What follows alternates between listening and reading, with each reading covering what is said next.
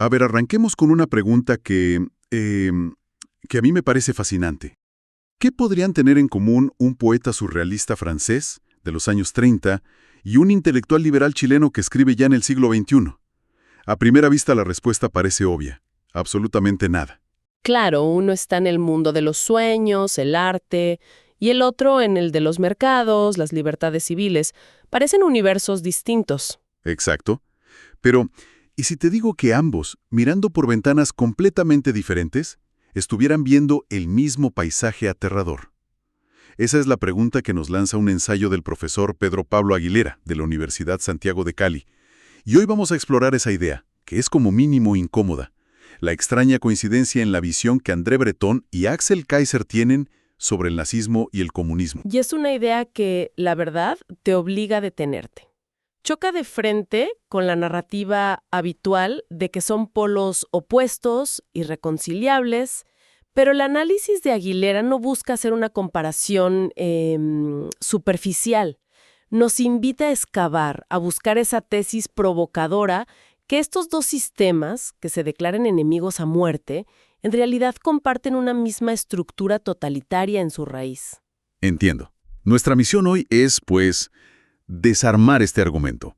Entender cómo dos caminos tan lejanos, el del arte de vanguardia y el del liberalismo clásico, llegan a la misma conclusión. Una conclusión alarmante sobre cómo se anula la persona. Exactamente. De acuerdo. El marco está claro. La idea es provocadora, sin duda. Entonces, para entender el argumento de Aguilera, empecemos por la pieza más inesperada de este rompecabezas, el poeta. Viajemos a la Europa de los años 30. El ambiente está que arde. Las ideologías chocan con una violencia brutal. Y en medio de todo esto tenemos a André Breton, el padre del surrealismo. Y es importante recordar algo que a veces se olvida.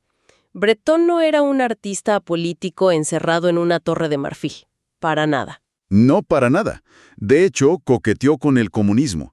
Incluso conoció a Trotsky en México. Totalmente. Y eso hace que su rechazo posterior a ambos totalitarismos sea mucho más potente, ¿no crees? Muchísimo más. Su crítica no viene de un enemigo ideológico natural. Viene de alguien que buscó respuestas en la izquierda y se sintió profundamente decepcionado. Y aquí es donde el análisis de Aguilera se pone de verdad fascinante. Para Breton el problema con el nazismo y con el comunismo estalinista no era solo político, en el sentido de luchas de poder, no. Él lo percibía como algo mucho más profundo, más íntimo, como un atentado contra la libertad creadora. Un atentado contra la libertad creadora. Suena muy poético, pero ¿qué significa eso en la práctica? Mira, el ensayo de Aguilera usa una metáfora muy potente para explicarlo. Dice que para Breton ambos totalitarismos operaban como una losa funeraria que impide que ninguna semilla asome. Uf, qué imagen. O sea, como echarle una placa de cemento encima a la creatividad. Exacto. Simplemente nada podía crecer. Breton no estaba viendo solo la represión en las calles o los discursos de los líderes. Estaba viendo un ataque directo a la psique, un intento de someter el pensamiento desde su misma raíz, de estandarizar la imaginación. Entonces, lo que me dices es que el verdadero campo de batalla para Breton no eran las fronteras ni los parlamentos, sino el espacio que tenemos dentro de la cabeza. La última frontera de la libertad era la imaginación, y él vio que ambos sistemas querían conquistarla. Exactamente. Y lo que el ensayo destaca como lo más inquietante para Breton era algo que él llamó la simetría grotesca. ¿Simetría grotesca? Sí.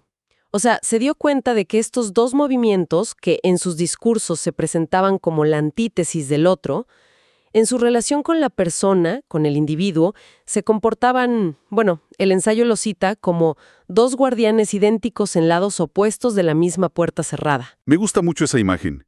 Dos guardianes idénticos. O sea que para el individuo que quería ser libre, daba igual quién estuviera al mando. El resultado era el mismo. La puerta estaba cerrada. Claro. La razón ideológica detrás del no puedes pasar era al final irrelevante. Irrelevante para el prisionero, sí. Ambos sistemas, desde la perspectiva del surrealista, exigían lo mismo, que la persona se disolviera en el colectivo, que sacrificara su imaginación, su excentricidad, su mundo interior, en el altar de una ideología superior, ya fuera la raza aria o el proletariado. La libertad de soñar, de crear sin un propósito dictado por el Estado, de ser impredecible. Todo eso era el verdadero enemigo. Fíjate que me cuesta imaginar a estos dos personajes en la misma habitación. Un artista surrealista y un economista promercado.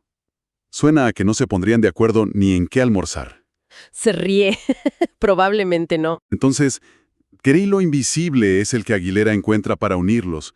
Saltando casi un siglo hasta el libro de Axel Kaiser de 2025, Nazi-Comunismo. ¿Cómo llega él, desde una vereda tan distinta, a una conclusión tan parecida? Bueno, si conectamos esto con el panorama general, la clave que expone Aguilera en su ensayo es que la raíz común que Kaiser identifica es estructural. Ya no es solo una cuestión de atmósfera psicológica o de retórica, como lo veía Breton. Ah, es más tangible. Mucho más. Para Kaiser, el parentesco está en la maquinaria, en los planos de construcción de ambos sistemas. Él no se fija en los eslóganes, sino en las vigas maestras que sostienen todo el edificio. Ok, eso me intriga. ¿Y cuáles son esas vigas maestras que, según Kaiser, y que Aguilera recoge, sostienen a ambos edificios totalitarios? El ensayo enumera varias y son muy concretas. La primera, el sacrificio de la libertad individual en nombre de un destino colectivo superior. ¿Un bien mayor, por así decirlo? Exacto. Ya sea la pureza de la raza o la victoria de la clase, el individuo no importa. La segunda es la necesidad de un Estado omnipresente que lo controla absolutamente todo. Detengámonos un momento ahí, en lo del Estado omnipresente, porque es un concepto que resuena mucho hoy en día.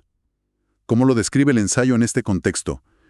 ¿Es solo tener un gobierno grande? No, es mucho más que eso. No se trata del tamaño, sino del alcance.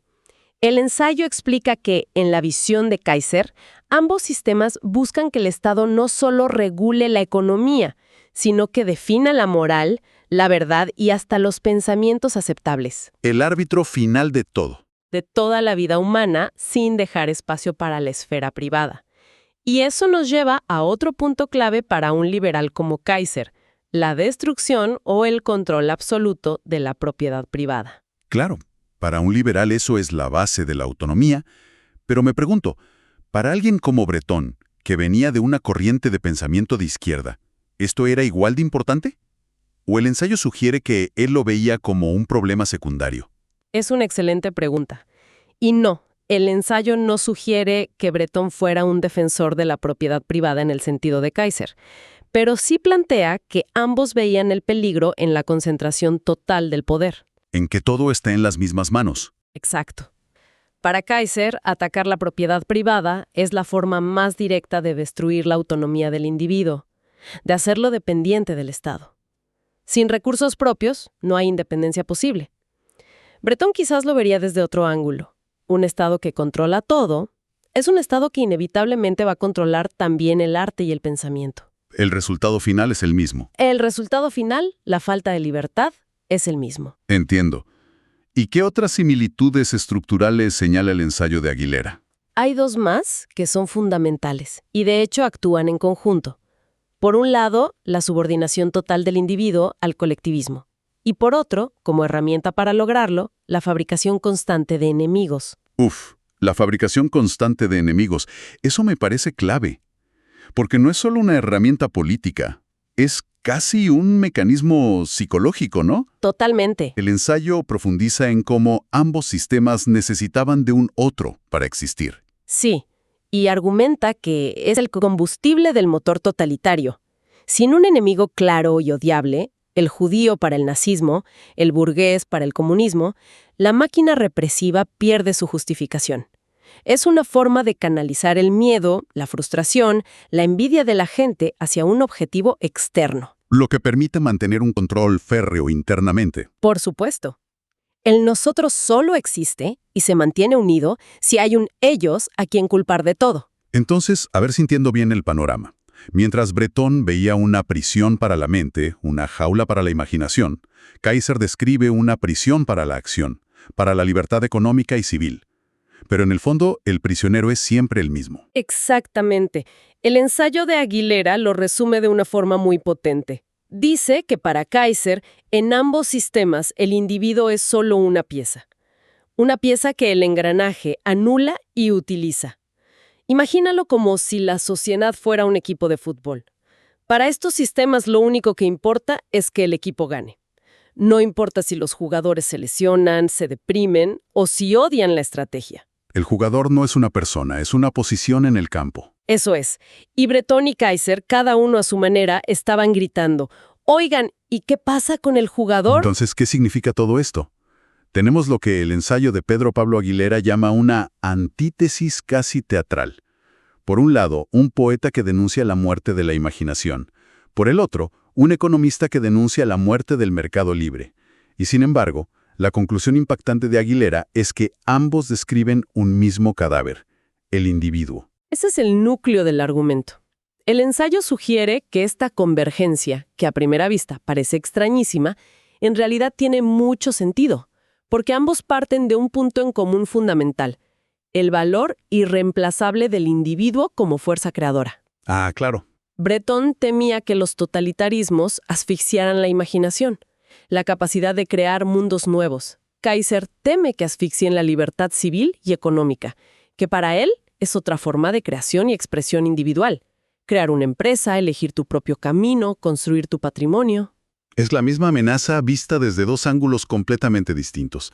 La anulación de la chispa individual. Correcto.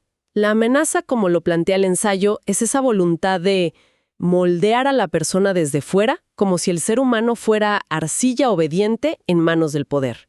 No importa quién es el escultor. No importa si al escultor se llama fascismo o socialismo. El acto de moldear a la fuerza es el mismo. Lo que Breton veía como una pesadilla estética y psicológica, Kaiser lo interpreta como una pesadilla institucional y económica.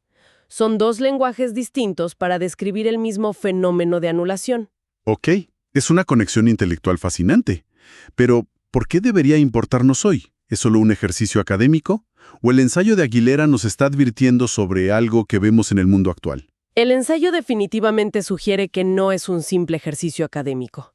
Y para unificar estas dos visiones, propone una imagen final que es muy útil. Aguilera dice que la mirada estética de Breton y la político-económica de Kaiser funcionan como lentes de distinto color superpuestos. A ver, explícame eso. Imagina que tienes un lente rojo y uno azul. Si miras solo a través del lente de Breton, el rojo, ves las máquinas de triturar la imaginación, la creatividad. Si miras solo a través del de Kaiser, el azul, ves las máquinas de triturar la libertad económica, la iniciativa, los derechos cívicos. Cada visión está incompleta. Incompleta. Pero cuando superpones ambos lentes, el resultado es un retrato mucho más nítido, completo y en un color mucho más oscuro del proyecto totalizador.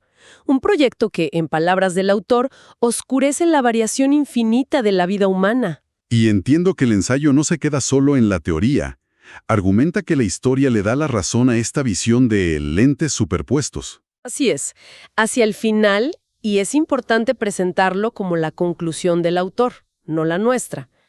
El ensayo de Aguilera afirma que la evidencia histórica respalda esta convergencia. Plantea que cada experiencia fascista ha significado la anulación de la libertad y del pensamiento independiente, subordinando todo al poder del Estado y del líder. Ok. Y argumenta que lo mismo ha ocurrido, según su análisis, en el 100% de los proyectos socialistas implementados en el mundo.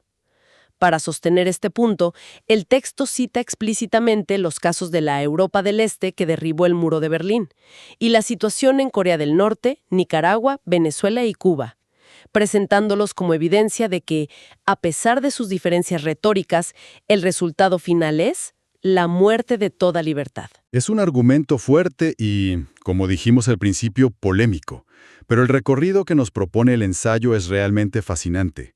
Partimos de una conexión que parecía improbable, casi un capricho intelectual, entre un poeta en el París de los años 30 y un liberal chileno casi un siglo después.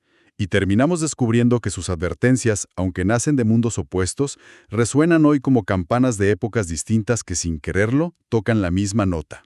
Una nota de alarma.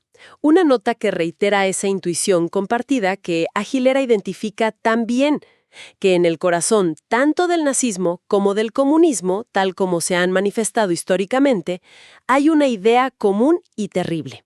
El individuo no importa, la libertad es un obstáculo, y el futuro que proponen es uniformemente gris. El arte y la economía, desde sus trincheras tan distintas, terminan señalando el mismo peligro. Exacto.